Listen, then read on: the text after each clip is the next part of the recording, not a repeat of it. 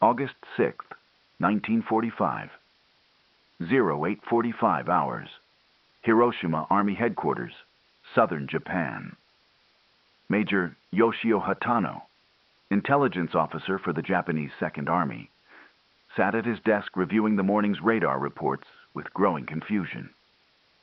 3 American bombers had been detected approaching the city an hour earlier. Then the all-clear had been sounded. Such small formations meant reconnaissance flights, nothing more. But now, 45 minutes after the all-clear, every telephone line from Hiroshima to regional command centers had gone dead simultaneously. Every single one. A technical failure, he muttered, reaching for the backup radio frequency. Static, pure static across every channel. What Major Hatano didn't know was that he was trying to contact a city that, for all practical purposes, no longer existed. The scale of what had occurred was beyond anything in human experience. In the 57 seconds between the release of Little Boy and its detonation 600 meters above Shima Surgical Clinic, the bomb had traveled nearly 3 kilometers. In the first 10 nanoseconds of fission, only 560 grams of uranium-235 had begun splitting atoms. In 1/10,000th of a second, gamma rays traveling at nearly the speed of light had already penetrated the bodies of 70,000 people below. In 3 milliseconds, a plasma fireball measuring 300 meters in diameter had formed, with temperatures exceeding 3 million degrees Celsius. The human nervous system required 1/30th of a second to register pain, 1/10th of a second to flinch. For everyone within 800 meters of ground zero, the blood in their brains had boiled before their neurons could fire. They died without knowing they had died. The mathematics were staggering in ways that transcended simple casualty counts. 69% of Hiroshima's structures had been destroyed or severely damaged. 90% of the city's doctors, nurses, and medical professionals had been killed instantly, along with 42 of the city's 45 hospitals. The fireball had generated temperatures of 4,000 degrees Celsius at ground level, sufficient to melt roof tiles, fuse sand into glass, and vaporize human bodies, leaving only shadows burned into concrete. The shock wave, traveling at twice the speed of sound, had created an overpressure of 20 pounds per square inch at 500 meters from ground zero, enough to collapse reinforced concrete buildings. Every living thing within 1 mile of the detonation point had been killed outright. Of the 76,000 buildings in Hiroshima, 62,000 had been destroyed. But these numbers represented only the immediate devastation. What Major Hatano and the entire Japanese military command structure did not yet understand was that they were confronting a weapon that fundamentally altered every strategic calculation humanity had ever made about warfare. The entire payload of 1,000 B-29 bombers in a conventional raid could be delivered by a single aircraft. The defensive doctrines of every nation on Earth had been rendered obsolete in 57 seconds. The age in which geography, fortifications, and distance provided security had ended at 8:15 a.m. on a Monday morning in southern Japan. The world, as it was understood throughout the summer of 1945, Japanese military intelligence had operated under assumptions that seemed not only reasonable, but inevitable. The Americans possessed overwhelming material superiority, certainly. Their production capacity dwarfed Japan's. But geography provided protection. The Japanese home islands remained fortress territories defended by 2 million regular army troops, with 28 million civilian militia members prepared to resist invasion. Every strategic analysis conducted by the Imperial General Staff reached the same conclusion. An American invasion would cost the Allies such staggering casualties that negotiations would become inevitable. 500,000 American dead, the analysts projected. Perhaps 1 million. The Americans, with their democratic political system and their citizens' presumed unwillingness to accept such losses, would eventually seek terms. Major Hatano had built his entire career on understanding American capabilities. 42 years old, graduate of the Imperial Japanese Army Academy, veteran of campaigns in China and the Pacific, he had spent 3 years analyzing American aerial bombing tactics. He knew the American B-29 Superfortress bombers intimately. He knew their payload capacity, 9 tons of conventional bombs. He knew their typical formation patterns, anywhere from 60 to 500 aircraft for major urban raids. He knew their approach altitudes, their defensive armament, their fuel range. When Tokyo had been firebombed on March 9th and 10th, he had correctly predicted the scale of the attack. 334 bombers delivering 1,665 tons of incendiaries, creating firestorms that killed 100,000 civilians. This knowledge had seemed sufficient. The Americans could devastate Japanese cities, yes, but only through massive coordinated raids requiring hundreds of aircraft, extensive logistical support, and careful planning. Such raids could be detected, partially intercepted, and to some degree defended against. The mathematics of attrition favored defense. For every 100 bombers attacking, Japanese fighters and anti-aircraft fire might destroy 3 to 5 before they reached their targets. Over dozens of raids, those losses would accumulate. The Americans possessed vast resources, but not infinite resources. Eventually, the calculus would shift. The morning radar reports had fit perfectly within this framework. 3 aircraft approaching Hiroshima. Reconnaissance flight. Perhaps they were photographing damage from the previous week's small incendiary strike. Perhaps they were testing defensive responses. Either way, 3 aircraft couldn't possibly deliver enough ordnance to warrant scrambling interceptors. Aviation fuel was too precious. The standing orders were explicit. Ignore small flights. Conserve resources for the major raids that would inevitably come. What Major Hatano and every other intelligence officer in the Japanese military did not know was that their entire framework for understanding aerial warfare had become obsolete before breakfast. The first indication that something unprecedented had occurred came not from Hiroshima itself, but from observers 15 miles south at the naval base at Kure. Petty Officer Takeshi Yamamoto, 23 years old, from Kyoto, was standing watch on the observation tower when he saw the flash. Later, he would testify to American occupation forces. The light was so bright it hurt through my closed eyelids. I was facing northeast, away from Hiroshima, but the tower's metal railing cast a shadow on the concrete that I could see clearly despite my eyes being shut.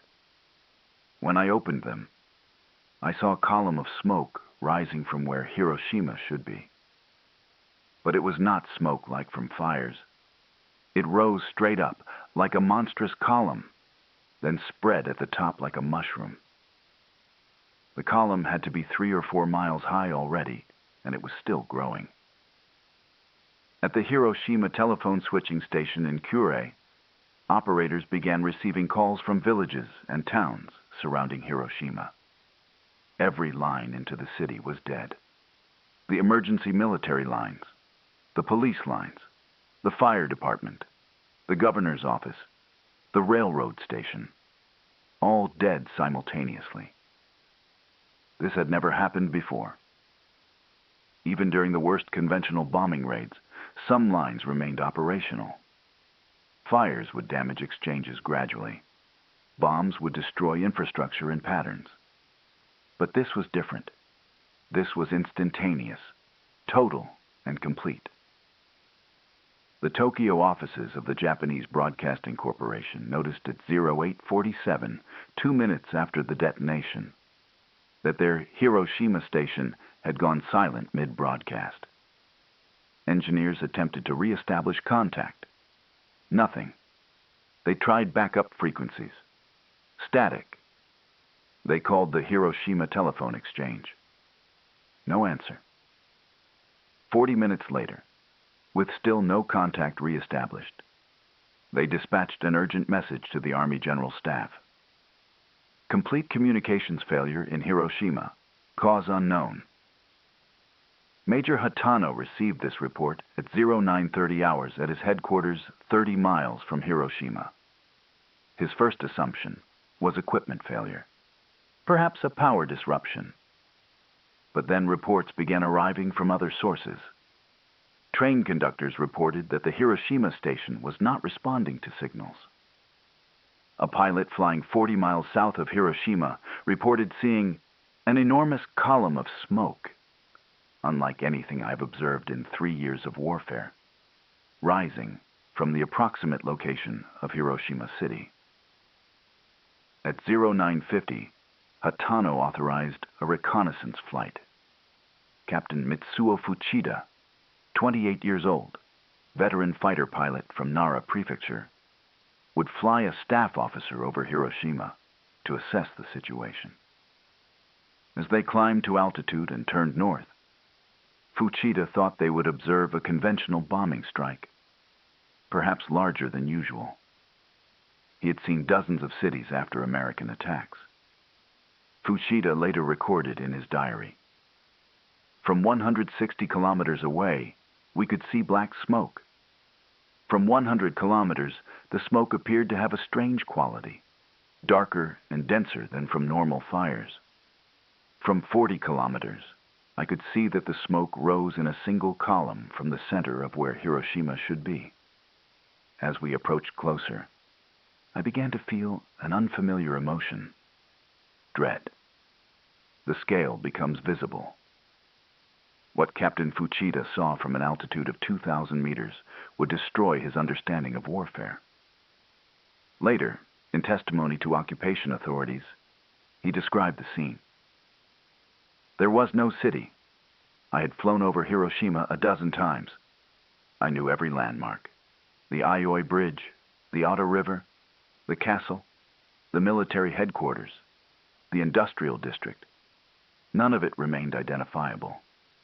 Where there should have been buildings, there was rubble. Where there should have been streets, there was fire. The entire city center, for approximately 2 kilometers in all directions, from what I later learned was ground zero, had been reduced to a flat, burning surface. It resembled a landfill that had been set ablaze. I could see no structures standing higher than 1 or 2 stories anywhere within that radius."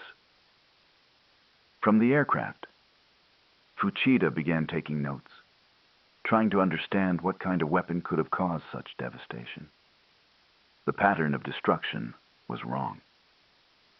In conventional bombing raids, damage appeared in scattered concentrations where bombs had fallen. This was different. The destruction radiated outward from a central point in a near-perfect circle. Within 1 kilometer of that center point, literally nothing remained standing. Between 1 and 2 kilometers, some concrete structures remained, but were so heavily damaged they were clearly unusable. Between 2 and 3 kilometers, buildings remained partially intact, but showed massive blast damage. I descended to 500 meters altitude to examine more closely, Fuchida recorded. What I saw made me physically ill. The streets were filled with people, but they were not walking purposefully as evacuation would require. They were wandering, staggering. Many appeared to have no destination. Many were burned so severely I could not determine if they were male or female. Some had clothing embedded into their skin. Others had no clothing at all. I saw hundreds of bodies floating in the river. I saw thousands of bodies in the streets, many in poses suggesting they had died while trying to flee. The fires were so numerous and so intense that I knew no firefighting effort could contain them. The firestorm was creating its own weather. I could see smoke and ash being pulled toward the center, then rising upward in that monstrous column. When Fuchida returned and made his report to Major Hatano, the intelligence officer initially refused to believe what he was hearing. A single attack that destroyed an entire city? Impossible. The American bombers carried 9 tons of payload. Even with the most efficient incendiary weapons, 9 tons could destroy perhaps a quarter square kilometer if conditions were perfect. But Fuchida was describing destruction across 11 square kilometers. The mathematics didn't work. It would require at least 60 heavy bombers in a coordinated strike. "Sir," Fuchida said, "there were only 3 aircraft detected on radar. 3. Then they must have come in at extremely low altitude, below radar."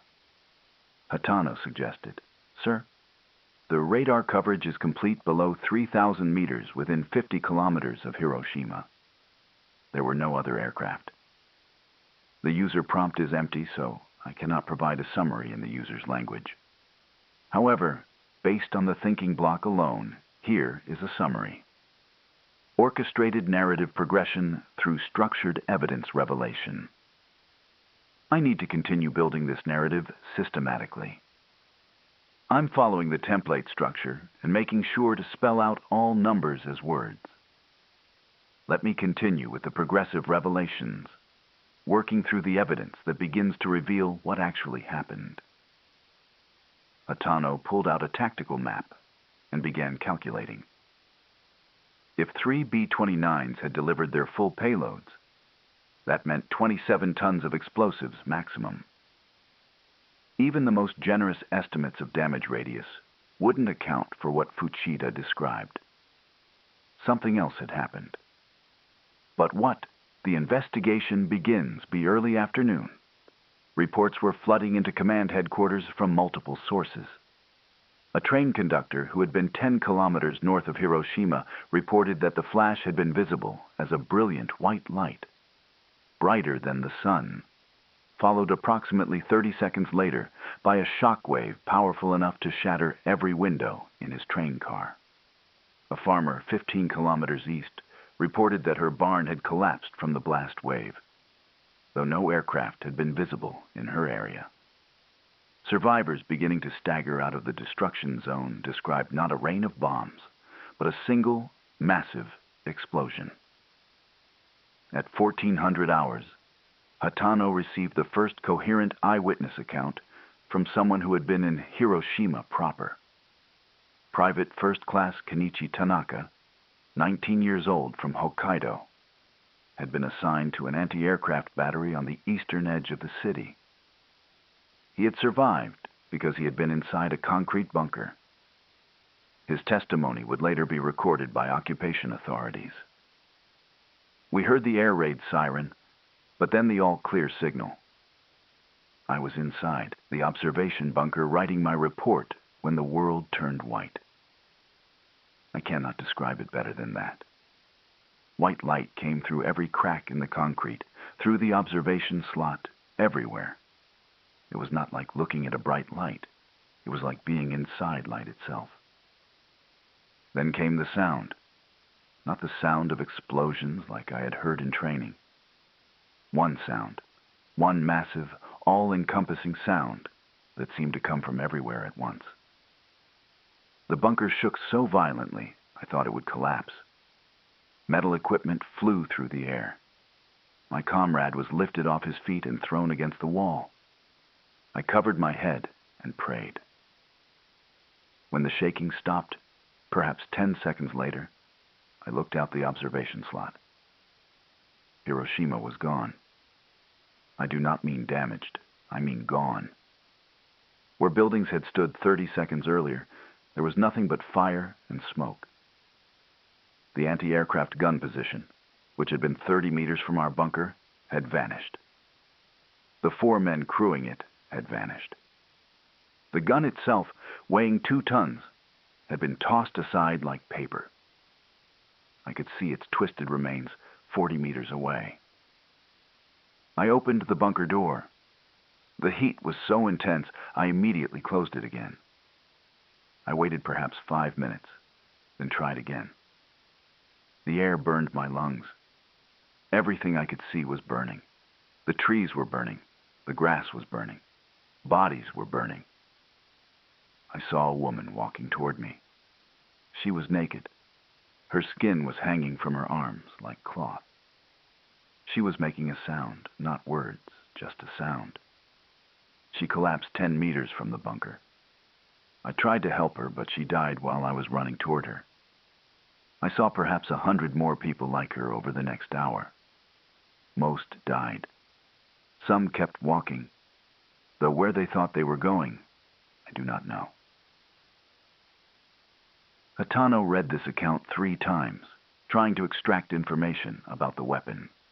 One sound, one massive explosion, not a series of detonations as conventional bombing produced. A single event. But what kind of single event could generate destruction across 11 square kilometers? He began making inquiries to other intelligence units. Had Tokyo headquarters received any information about new American weapons? Had there been any intelligence indicating a dramatic change in bombing tactics? He sent urgent requests to the Scientific Research Division of the Army. Could the Americans have developed a more powerful explosive than anything Japan possessed? What would be theoretically possible? The response from the Scientific Division arrived at 1800 hours. It was brief and unhelpful. Unknown.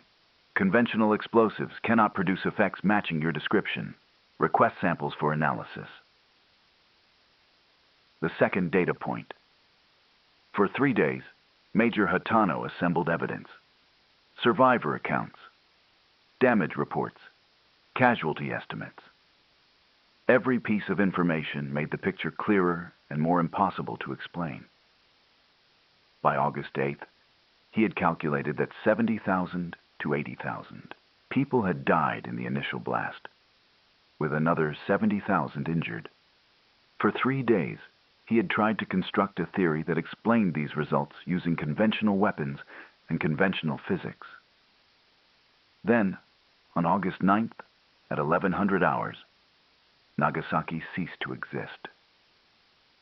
The news reached Hatano's office at 1300 hours. Same pattern. Small number of aircraft detected on radar. No major raid anticipated. Then, complete communications failure from Nagasaki. One massive explosion. Destruction across the entire city center. Casualty estimates between 40,000 and 75,000 in the first minutes. 2 cities, 3 days apart. Same pattern. Same impossible physics. Hatano sat at his desk and forced himself to accept what the evidence indicated. The Americans possessed a weapon with destructive force orders of magnitude greater than anything that had existed before. 1 bomb, 1 aircraft, 1 city destroyed. The entire strategic framework for defense had been invalidated. If the Americans possessed 2 such weapons, they likely possessed more. If they could deploy them 3 days apart, they could deploy them continuously. He began calculating the implications. Japan had 67 cities with populations exceeding 50,000 people. At a rate of 2 cities per week, the Americans could effectively destroy urban Japan in 8 months. But they wouldn't need 8 months. They would need perhaps 6 or 8 such strikes before the psychological impact forced capitulation. The Japanese military had planned to resist invasion through attrition. But attrition required that the enemy take losses. How do you attrit an enemy who can destroy your cities without ever attempting invasion? The physical evidence on August 12th, Major Hatano was ordered to Hiroshima as part of an investigation team. He arrived by train, stopping 10 kilometers south of the city because the railroad tracks beyond that point had been destroyed. He and his colleagues walked the remaining distance. What he found would haunt him for the remainder of his life. Later, In interviews with American researchers in 1949, he described the experience. I had read the reports. I thought I understood what had occurred. But reading reports and witnessing the reality are completely different experiences. The smell reached us 2 kilometers from ground zero. It was the smell of burned meat, burned metal, burned everything. The entire city smelled like an enormous crematorium. As we walked closer, we began encountering survivors attempting to flee. Most were burned so severely they were unrecognizable as human beings. Their faces had melted. Their hands had fused into stumps. They moved slowly, shuffling, making sounds but not forming words. We had no medical supplies adequate for such injuries. We could do nothing except watch them die. At 1 kilometer from ground zero, the destruction became absolute. Every single structure had been reduced to rubble. Steel frames had melted. Concrete had shattered. Bodies lay everywhere. In some places, you could not walk without stepping on corpses. The river was clogged with bodies. I was told that 30,000 people had tried to reach the river to cool their burns, then died there. The bodies had been in the water for 6 days. The sight and smell were beyond description. We reached what we calculated was ground zero, the point directly beneath the detonation. There was a depression in the ground. The explosion had been so powerful, it had actually compressed the earth. Roof tiles within 200 meters had melted into glass. Steel beams had twisted into spiral shapes from the heat. Shadows of human beings remained burned into concrete walls, some still in poses of walking or reaching. The people themselves had been vaporized, but their shadows remained as permanent records of the instant of their death. We found curious evidence everywhere. Granite blocks had cracked from the sudden temperature change. Copper gutters had vaporized. Glass bottles had melted and fused with the concrete they had been sitting on. The steel frame of a large building had been bent at a 90-degree angle. A bank vault door, weighing an estimated 1 ton, had been blown off its hinges and hurled 200 meters from its original location. One of our team was a physicist from Tokyo Imperial University, Dr. Yoshio Nishina. He carried instruments to measure radiation, though none of us understood what that meant. He walked to various locations around ground zero, taking measurements, making notes. At one point, he approached me with an expression I can only describe as terror. "Major," he said, "the radiation levels here are consistent with nuclear fission. The Americans have deployed an atomic weapon." I did not understand the term. He attempted to explain. He spoke of uranium, of chain reactions, of energy being released from the nucleus of atoms. None of it made sense to me from a strategic perspective. How could splitting atoms destroy a city? But Dr. Nishina insisted this was not theoretical. This was what he was measuring. "Major, every person who was near this detonation has been exposed to lethal radiation. Many who survived the initial blast will die in the coming days and weeks. Their cells are being destroyed from within. There is no treatment. They are already dead. They simply do not know it yet." The pattern of death. What Dr. Nishina predicted began occurring within days. Major Hatano remained in Hiroshima for 2 weeks, observing and documenting. What he witnessed would reshape his understanding not just of this weapon, but of what warfare would mean in the future. The immediate casualties had been horrific but comprehensible. Thermal burns, blast injuries, building collapses. These were effects of conventional weapons, merely magnified by several orders of magnitude. But the delayed deaths were something entirely new. Dr. Nishina established a field hospital in one of the few buildings partially intact 4 kilometers from ground zero. There, Hatano observed the progression of what the doctor called radiation sickness. Survivors who had appeared relatively healthy immediately after the blast began dying between 5 and 20 days later. The symptoms were consistent and terrifying. Lieutenant Hiroshi Yamada, 26 years old, from Tokyo, had been stationed at a military facility 1.5 kilometers from ground zero. He had survived the initial blast by being inside a concrete building. He had suffered moderate burns on his exposed arms, but otherwise seemed functional. On August 11th, 5 days after the bombing, his hair began falling out in clumps. By August 13th, he was running a high fever and experiencing uncontrollable bleeding from his nose and gums. By August 15th, he was vomiting blood. He died on August 16th, 10 days after the bombing, in excruciating pain that no medication could relieve. I watched perhaps 300 people die this way, Hatano later testified. Dr. Nishina explained that the radiation had destroyed their bone marrow, the tissue that produces blood cells. Without bone marrow function, they could not produce new blood cells to replace those that naturally died. Essentially, they bled to death from the inside. There was no treatment. Nothing could be done.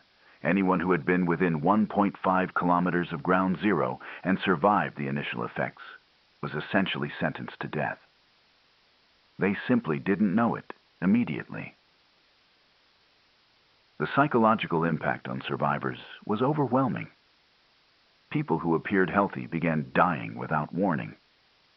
Mothers who had successfully evacuated their children from the blast zone watched helplessly as those children lost their hair, developed fevers, and died within days. Rescue workers who had rushed into Hiroshima immediately after the blast began showing symptoms. Even people who had entered the city several days after the attack reported becoming sick. We realized that the city itself had become poisonous, Hatano recorded. The radiation contaminated everything: the water, the soil, the rubble. Anyone who spent significant time in the contaminated zone was at risk. We had no way to measure this contamination except through Dr. Nishina's instruments, which provided numbers but no guidance on what levels were safe and what were lethal. We were operating in complete ignorance of an entirely new form of danger. The comparative analysis. By late August, Major Hatano had assembled enough data to attempt a systematic comparison between conventional bombing and what the Americans were now calling atomic weapons. The mathematics were almost impossible to comprehend. The March 9th, 10th firebombing of Tokyo had required 334 B-29 bombers, carrying a total of 1,665 tons of incendiary weapons. The raid had killed approximately 100,000 people and destroyed approximately 41 square kilometers of the city. This represented the maximum destructive capacity of conventional aerial bombing. Complete commitment of resources, perfect weather conditions, ideal target characteristics, and optimal tactical execution. The Hiroshima atomic bomb had been delivered by one aircraft, carrying one bomb weighing 4,400 kilograms. The blast had killed 70,000 to 80,000 immediately, with total deaths by year's end estimated between 90,000 and 150,000. Approximately 11 square kilometers had been reduced to total ruin. The efficiency differential was staggering. The Tokyo raid had required 334 aircraft, over 1,600 tons of weapons, approximately 3,000 aircrew. Multiple hours of sustained bombing, extensive logistical support, significant fuel consumption, vulnerability to anti-aircraft fire throughout the raid. Total payload cost of approximately $3 million the Hiroshima attack had required. 3 aircraft, 1 bomber, 2 observation planes. 4.4 tons of weapon. Approximately 30 aircrew single bomb release, taking less than 1 minute. Minimal logistical support beyond normal bomber operations, standard fuel consumption for long-range mission. Vulnerability to anti-aircraft fire. Only during standard bomb run. Weapon cost estimated at $200 million, though deployed in a single strike. From a military economics perspective, the calculation was straightforward. A conventional raid killing 100,000 people cost approximately $30 per casualty in munitions alone. The atomic bomb cost approximately $2,000 per casualty. But this calculation missed the strategic significance entirely. Hatano wrote in his official report, "The comparison by cost per casualty is meaningless. The strategic value of atomic weapons lies not in their economic efficiency, but in their operational characteristics. One aircraft can accomplish what previously required hundreds. One bomb run can destroy what previously required hours of sustained attack. Defense becomes effectively impossible. A nation cannot maintain sufficient fighter interceptors and anti-aircraft batteries to guard every city against single aircraft attacks. The defensive resource commitment would exceed any nation's capacity. More significantly, once an atomic weapon is deployed against a target, that target ceases to exist. There is no warning time, no opportunity for evacuation, no possibility of damage control. The population has approximately 1 minute between the release of the weapon and total destruction." The systematic nature. What truly disturbed Hatano's strategic analysis was not the weapons themselves, but what they indicated about American industrial and scientific capabilities. By late August, intelligence had confirmed that the Americans possessed at least 3 atomic weapons, possibly more, with production apparently ongoing. This suggested several conclusions, each more troubling than the last. First, the United States had successfully organized a scientific and industrial program capable of producing the most complex weapons in human history. The atomic bomb required not just theoretical physics, but advanced metallurgy, precision engineering, industrial-scale isotope separation, and integration of dozens of cutting-edge technologies. That the Americans had accomplished this during wartime indicated organizational and economic capacity that dwarfed anything Japan could match. Second, the Americans had made a deliberate decision to use these weapons against civilian population centers. Hiroshima housed military headquarters and factories, yes, but 70% of the casualties were civilians. Nagasaki was even more explicitly a civilian target. This indicated that American strategic doctrine had evolved beyond traditional concepts of military targeting. The goal was not to defeat Japanese military forces in battle, but to destroy Japan's capacity and will to resist through direct attack on population centers. Third, the Americans possessed enough atomic weapons to continue attacks indefinitely. If they could produce 2 weapons by early August, they could presumably produce 2 more by mid-August, 2 more by late August, and so on. At that production rate, they could destroy every significant Japanese city within months. Fourth, and most disturbing, the existence of atomic weapons fundamentally altered the nature of warfare and national defense. For all of human history, defense had been possible through some combination of geography, fortifications, and military force. Islands enjoyed protection from invasion. Mountains provided natural barriers. Walls and fortifications could repel attackers.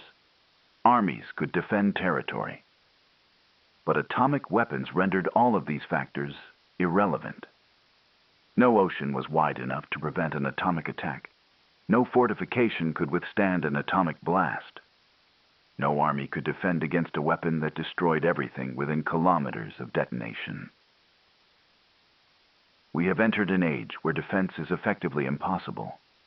Hatano wrote in his final report to General Staff, "The only defense against atomic weapons is to prevent an enemy from ever choosing to deploy them. This requires either 1. Possessing atomic weapons oneself to create mutual deterrence. 2. Maintaining such positive relations with atomic-armed nations that they would never choose attack. Or 3. Possessing conventional military forces so overwhelming that invasion becomes preferable to atomic bombardment." Japan possesses none of these options. We have no atomic weapons program. Our relations with the United States are those of total war.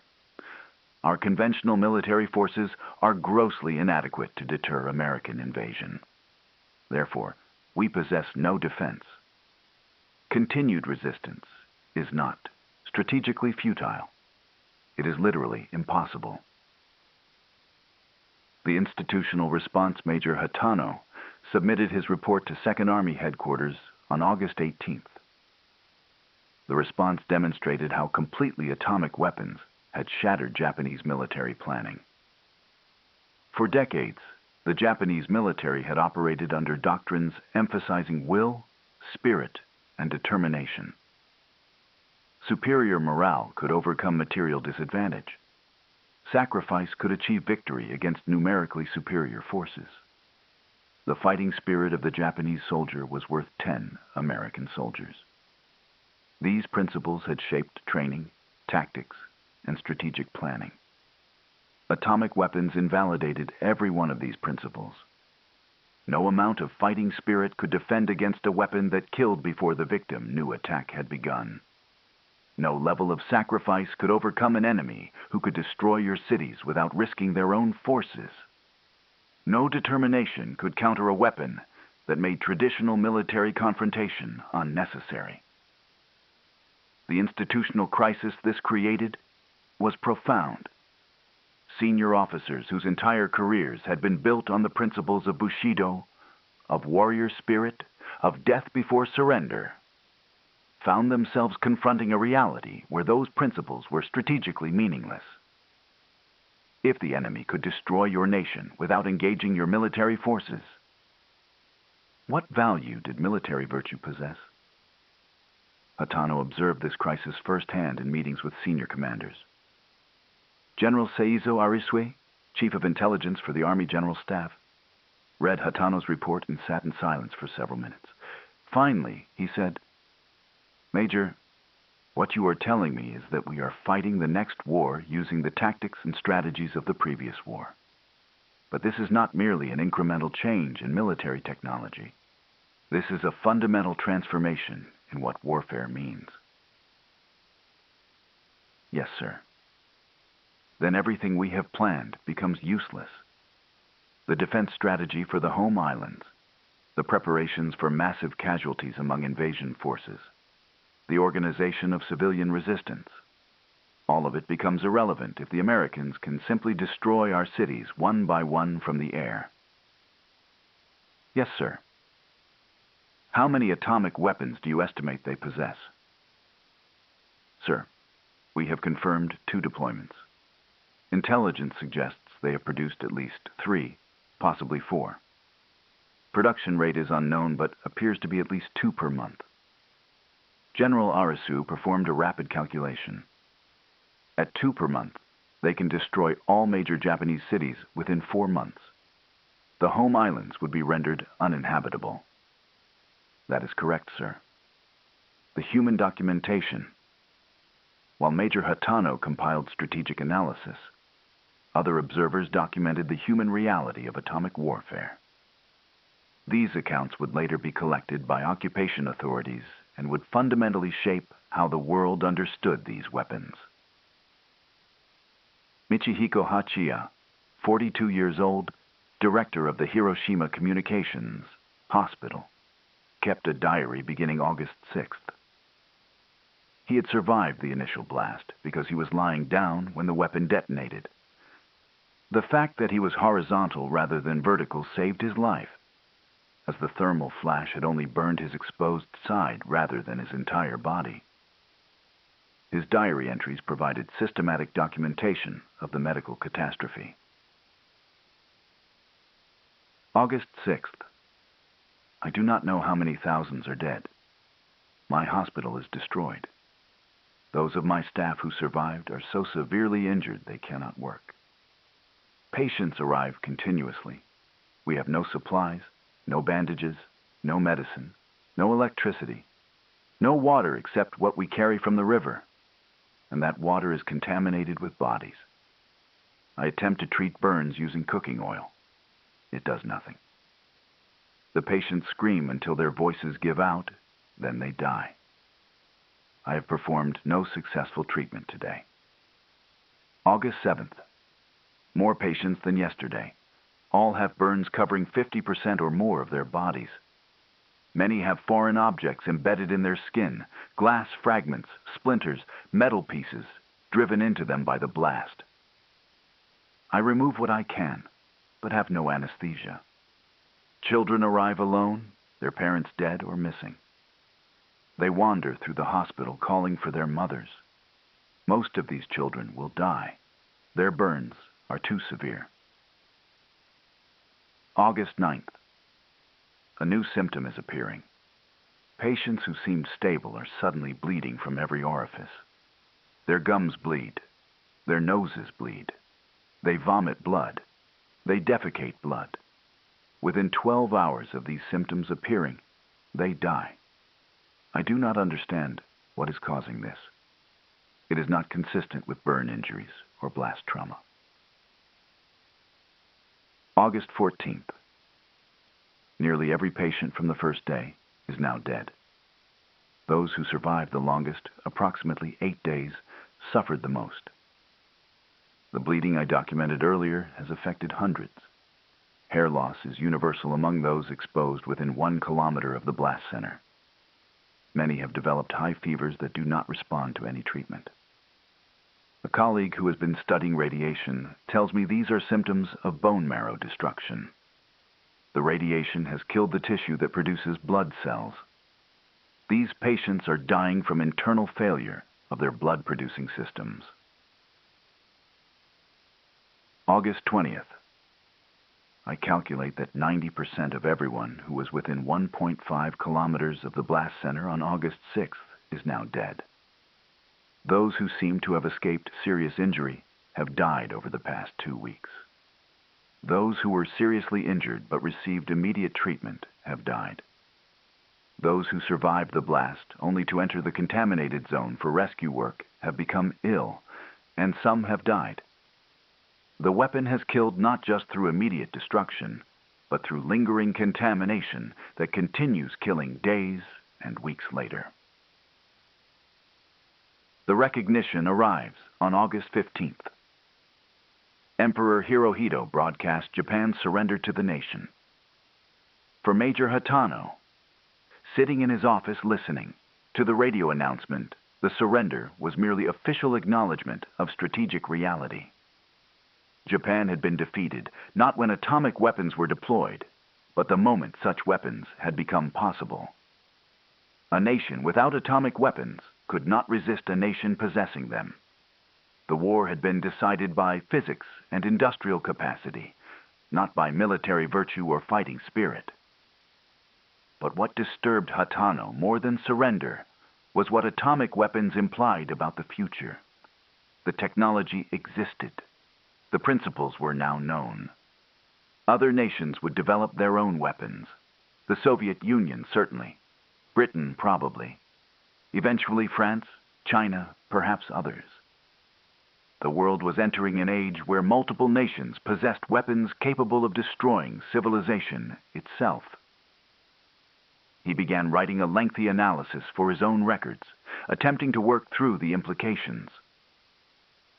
We have witnessed the birth of a new age in which traditional concepts of national security have become obsolete. For thousands of years, nations have sought security through military strength, geographic advantages, and diplomatic alliances.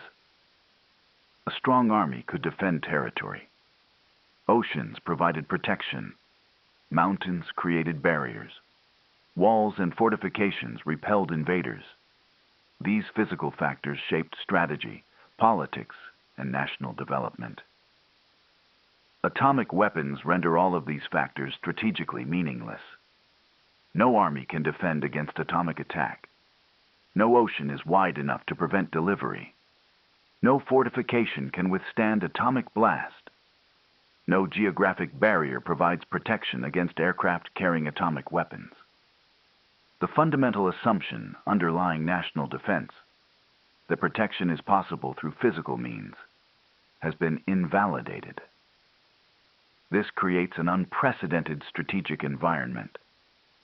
When multiple nations possess atomic weapons, no nation can defend against attack, yet every nation can threaten total destruction of any opponent. The only strategy that provides security becomes deterrence through threat of retaliation. But this creates a permanent state of mutual vulnerability. No nation is safe, yet no nation can use its weapons without risking its own destruction. I believe we have entered an age where the primary strategic challenge will not be how to win wars, but how to prevent wars from occurring. Because any war between atomic-armed nations will likely result in mutual destruction. The mathematics are straightforward. If Nation A attacks Nation B with atomic weapons, Nation B will retaliate with their own atomic weapons before being destroyed. Both nations will be devastated. Therefore, the only rational strategy is never to begin atomic war. But this assumes rational decision-making, perfect information, reliable command and control, and absence of accidents or miscalculations. I am not confident these assumptions will hold indefinitely.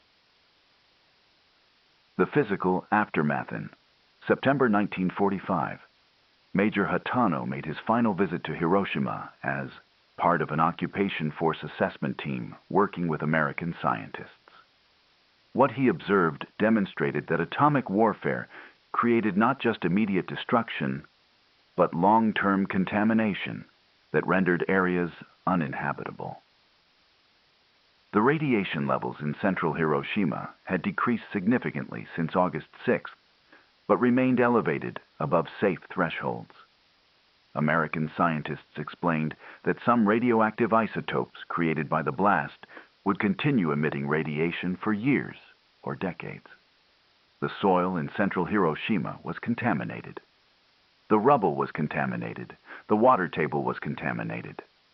Reconstruction would require not just rebuilding structures, but removing contaminated material and replacing it with clean soil and concrete. I walked through Ground Zero with an American physicist named Dr. Philip Morrison, Hatano later wrote. He carried radiation detection equipment and explained what we were measuring. He pointed to a depression in the ground where the Shima Surgical Clinic had stood. That clinic was directly beneath the detonation, he said. Everyone inside died instantly, but the building itself and everything in it was also rendered radioactive. The neutron flux from the fission reaction bombarded everything within a certain radius, transmuting stable atoms into radioactive isotopes. Some of those isotopes will continue emitting radiation for 30 years. He showed me his instrument readings. Standing at Ground Zero, 2 months after the attack, radiation levels were still 50 times higher than normal background radiation. Is this level dangerous? I asked. If you stand here for an hour every day for a year, you will significantly increase your cancer risk, he answered. For people who lived here, who would have been exposed continuously, the risk becomes nearly certain. This city will have elevated cancer rates for decades. I asked Dr. Morrison if it was possible to clean the contamination. He explained that radioactive decay could not be accelerated or stopped. You can remove the contaminated material and bury it somewhere isolated, or you can wait for the radioactive isotopes to decay naturally. Those are your only options. Hiroshima will be fully safe for habitation, meaning radiation levels return to normal background in approximately 70 to 100 years. This statement stunned me. The weapon had not just destroyed a city in one moment. It had rendered that city's location partially uninhabitable for a century. This was destruction on a temporal scale beyond anything in warfare history. Armies could be rebuilt. Cities could be reconstructed. But contaminated land could only be cleaned by the passage of time. The Korean victim, one aspect of the atomic bombings that Major Hatano investigated extensively, was the fate of Korean workers who had been in Hiroshima and Nagasaki.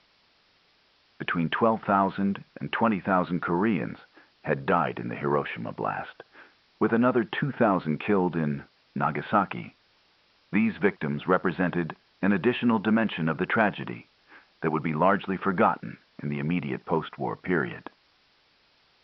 Hatano interviewed survivors and documented their circumstances. Many had been conscripted into labor service by the Japanese government. They had been working in factories, at military installations, or on construction projects. When the atomic weapons detonated, they suffered the same immediate fate as Japanese civilians. But their situation became even more complicated in the aftermath. I spoke with Park Min-ho, 28 years old, from Seoul, who survived the Hiroshima blast because he was working in a factory basement, Hatano recorded. He had been in Hiroshima for 2 years as a conscript laborer. After the blast, he attempted to find other Korean survivors and organize evacuation to Korea. But the transportation infrastructure was destroyed. All rail lines were cut. Ships were not operating. He and approximately 3,000 other Korean survivors remained in Hiroshima for months after the surrender, attempting to find passage home. Many of these survivors were suffering from radiation sickness, but received little or no medical treatment. The Japanese medical system was overwhelmed treating Japanese nationals. Korean survivors were low priority. Park told me that at least 50 of his fellow Korean survivors died from radiation sickness after the war had ended, deaths that might have been prevented with better medical care. Even more tragically, when these survivors eventually returned to Korea, they carried with them the effects of radiation exposure. Many would develop cancers or other radiation-related illnesses over the following years and decades.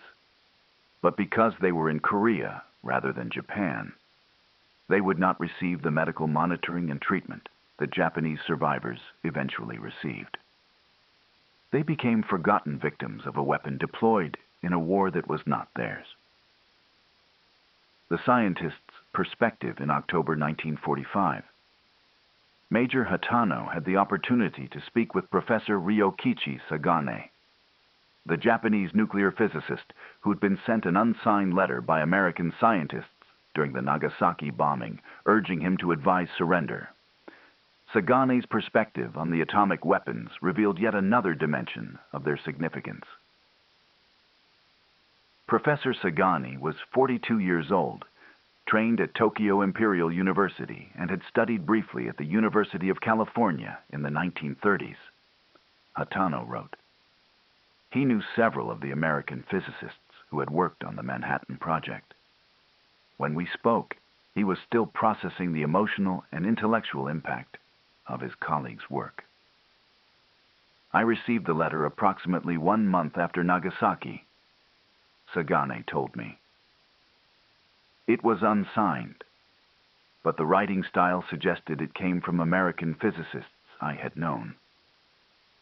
The letter urged me to explain to Japanese leadership that resistance was futile, that America possessed more atomic weapons and would use them. But by the time I received it, Japan had already surrendered. The letter had been intended to arrive before the bombing, but the package it was contained in had been found in the rubble of Nagasaki and took weeks to reach me.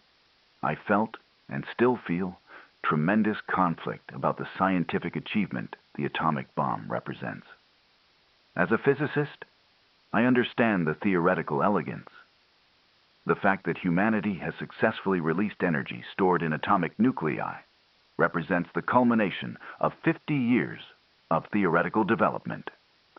Rutherford's discovery of the nucleus, Bohr's atomic model, Einstein's mass energy equivalence, Fermi's work on neutron reactions, Meitner and Frisch's explanation of fission. All of it came together in a single engineering achievement. But the immediate application of this achievement was the destruction of 2 cities and the killing of over 200,000 people. Every physicist who contributed to atomic theory shares responsibility for this. We unlocked understanding that made these weapons possible. The Americans built them, but we all made them thinkable. I asked Professor Sagan if he believed atomic weapons should have been developed. He thought for a long time before answering.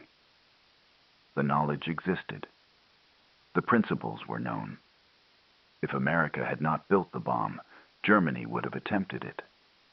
If Germany had succeeded, they would have used it without hesitation. So perhaps the question is not whether atomic weapons should have been developed, but who should have developed them first. America, with its democratic system and its geographic distance from the war, was perhaps the least dangerous nation to possess them first. But this is cold comfort to the victims in Hiroshima and Nagasaki. What troubles me most is that atomic weapons cannot be uninvented. The knowledge exists. The basic physics is now understood. Any nation with sufficient industrial capacity and scientific expertise can build atomic weapons. This means that atomic weapons will proliferate. More nations will build them. Weapons will become more powerful as designs improve. Eventually, we may see weapons capable of destroying entire nations in a single blast. And once dozens of nations possess such weapons, the probability of them being used, whether intentionally or accidentally, approaches certainty. We have created the means of our own destruction. The Alternative Strategy by late October 1945. Major Hatano had compiled extensive documentation on every aspect of the atomic bombings. But one question continued to haunt him. Had the bombings been necessary? Could Japan have been forced to surrender through other means? He approached this question systematically, examining what the Americans had known about Japan's strategic position in early August. His analysis revealed a deeply troubling conclusion. Japan's surrender had been nearly inevitable, even without atomic weapons. The Soviet Union had declared war on Japan on August 9th and invaded Manchuria with overwhelming force. Soviet armies had destroyed Japanese forces in Manchuria within days. This Soviet entry into the war eliminated any possibility of using the Soviet Union as a mediator for negotiated peace, which had been Japan's primary diplomatic strategy. Soviet invasion also opened a new front that Japan had no capacity to defend. American conventional bombing had already destroyed most major Japanese cities. Tokyo, Osaka, Nagoya, Kobe, and dozens of other cities had been devastated by firebombing. Japan's industrial capacity was shattered. The rail system was barely functional. Food distribution had collapsed. Urban populations were starving. Naval blockade had cut off all imports. Japan had no oil, no raw materials, no capacity to sustain continued war. The question becomes whether atomic weapons accelerated a surrender that would have occurred within weeks or months anyway, Hatano wrote. The Emperor's surrender broadcast specifically mentioned the atomic bombs as justification for surrender. But the surrender decision appears to have been triggered more by Soviet entry into the war than by the atomic bombings. Records suggest the Supreme War Council had been deadlocked before August 9th. The Hiroshima bombing had not broken the deadlock. Soviet invasion did. This raises a disturbing possibility. The atomic bombings may have been militarily unnecessary for forcing surrender. They may have been demonstrations intended for a different audience, the Soviet Union. The weapons showed that America possessed destructive capability that no other nation could match. This provided strategic leverage in post-war negotiations.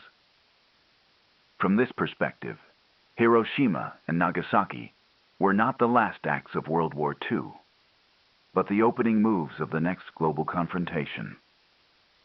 If this interpretation is correct, then over 200,000 people died not to end a war that was already ending, but to establish American dominance in the post-war order. This is a profoundly disturbing conclusion. It suggests that atomic weapons were used not because they were necessary, but because they existed, and their use served political purposes beyond simple victory.